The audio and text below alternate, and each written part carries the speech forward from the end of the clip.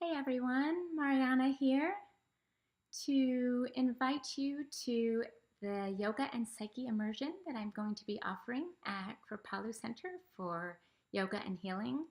It's a 5-day immersion that will take place April 22nd to 27th at Kripalu Center in Lenox, Massachusetts, a few hours outside of New York City and a couple of days after my New York City book opening. Today I want to tell you about the training, what you're going to be learning, what's going to happen, what kinds of people show up, why I want you to come, the outcomes that you'll receive. It is my first East Coast training in many years, and I always love to teach on the East Coast as I'm an East Coast native. And what's particularly exciting about the trainings that I'm offering this year is that it is the year of my new Yoga and Psyche book. It just came out a few weeks ago. And as many of you know, I've been teaching these trainings for about 12 years. And after all these years teaching, to actually be able to have all the information in a book for the attendees, to have a manual, to have the research all written down, interpreted, made user-friendly, everything packaged that you need, is such an exciting opportunity. And the shorter trainings that I've been offering in this month since the book's come out, it's quite wonderful to encourage people that they don't need to take notes, that everything's here for them and they can just dip in and experience what we're doing, and all the practices and everything we're learning is here in the book. So it's exciting to teach in the book's first year and first months of life, really. So what's going to happen in the training? We are going to gather together in a like-minded group of practitioners and people passionate about their own personal and professional healing and service, and we're going to practice. Since the book's come out, I'm doing a lot of talking this year about yoga and psychology, and there's a lot to talk about the research, about the mounting clinical benefits of applying yoga in therapeutic contexts, and the mass movement of somatics into yoga and why it's happening and why it's necessary, and all the research that's being done. But I've been talking about that a lot, and when we come together, we're going to practice. And that's what really enlivens me, to actually teach people the best of what I've been learning, being raised in these two traditions, right? In the ancient yoga tradition and the modern psychological tradition, especially as informed by trauma healing and somatics and neuroscience.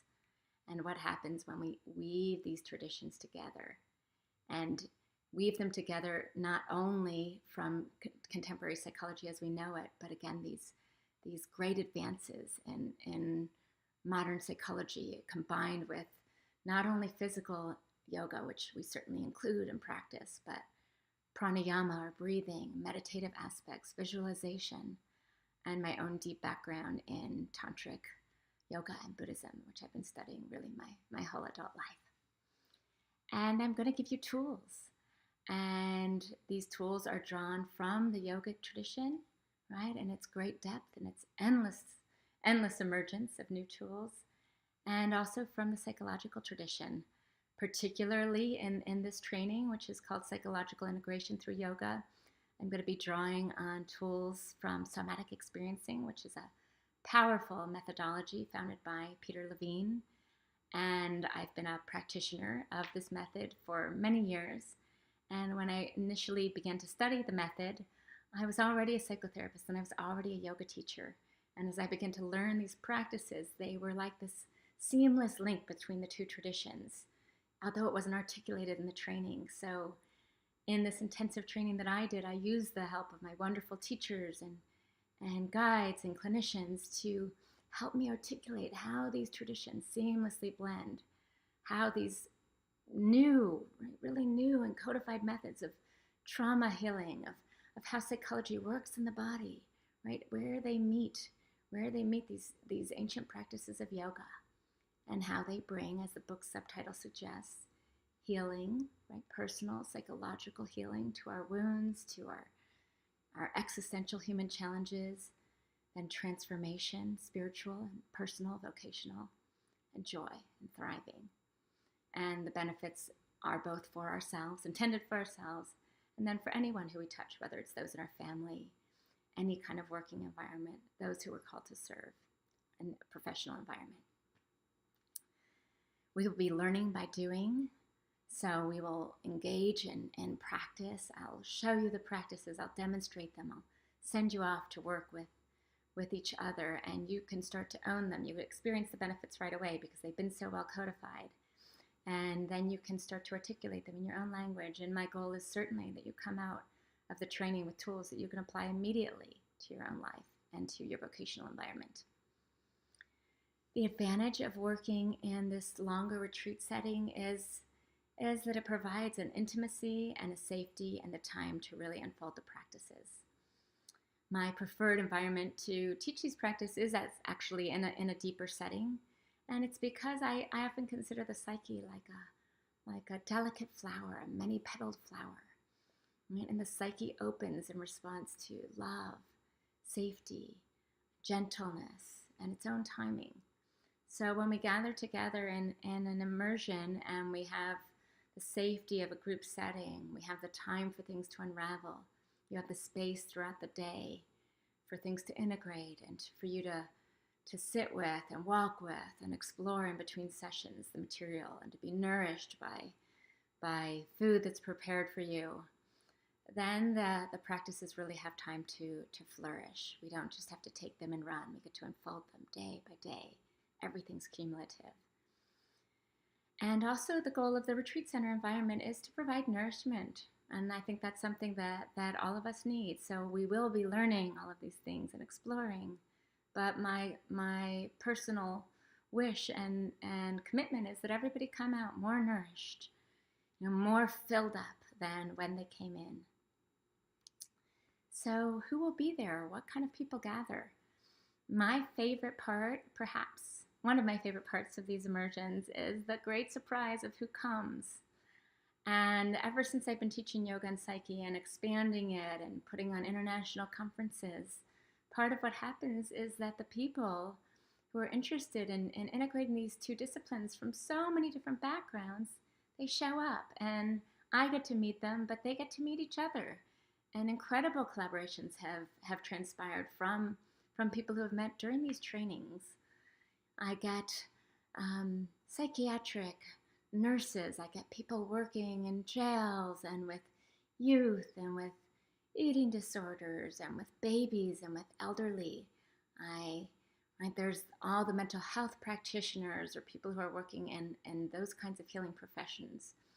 And then there's all the yoga teachers that will attend the trainings and people who really wish to learn to provide a deeper psychological context and a space for psychologically informed yoga in their yoga rooms without having the time or the space necessarily to pursue the years involved in psychological training, right? I try to pre-package really useful, accessible, safe tools that you can start to apply in the yoga room. And then also for our personal practice, both yogic and psychological. So whether you're a yoga teacher or a healing professional or simply a practitioner who says, I want to make use of my yoga practice to explore the psychological material within me. I teach you the material and the tools so you can show up whether your yoga teacher knows how to do that or not.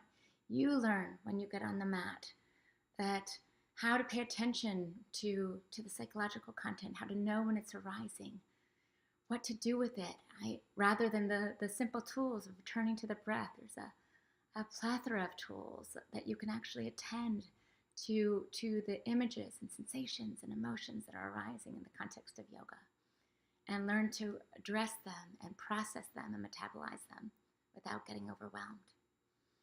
So people come from a variety of different professional yogic and psychological backgrounds. Again, it's an all-level training. And many people who come, and yes, I really include you so much, are people who just say, I'm interested. This is not my profession. I'm a real estate agent or I work in business, but I value these traditions and I want to use them and learn how to integrate them for my own personal healing and growth. The outcomes.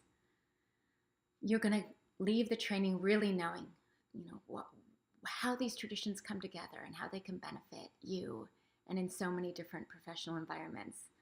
Often people come to these trainings with this question, right? How do these traditions meet And this question always touches me because inside of me they've been living together for so long.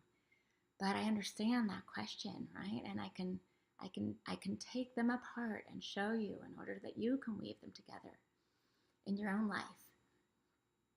And again, how this intersection applies in the yoga room, whether you're a teacher or practitioner, how it applies in all different kinds of therapeutic and group contexts, how the yoga is brought into a therapeutic context, whether you ever teach your clients asana, simple breathing techniques, a yogic context, a perspective, how you can learn to bring that in to whatever kind of therapeutic context that you're interested in, whether you're a client or a practitioner or clinician.